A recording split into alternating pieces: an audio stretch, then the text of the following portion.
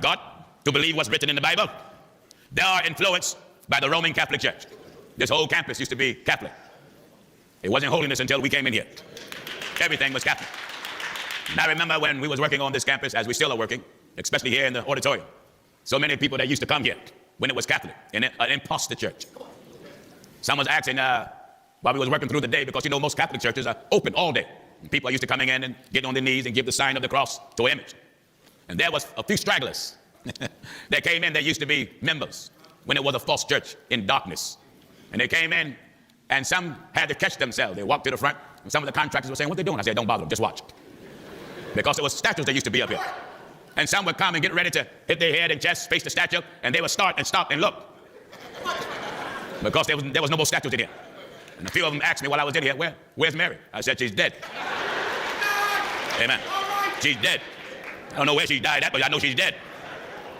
And I remember one old gentleman, because in every Catholic church, you see an altar. And there's a secret department on every altar, maybe on the side or on the top. And you can lift up that part of the altar, and there's bones in there of a dead Catholic parishioner, maybe a nun, maybe a priest. This podium originally was to my right. And that's where the priest would speak from. We pretty much got a crane and hauled all this stone to center it. But what used to be up here, right up where the ministers are sitting, was a long marble altar, similar to the altars on each side. But this one in the middle was the biggest one. And there was a secret department of bones of a corpse.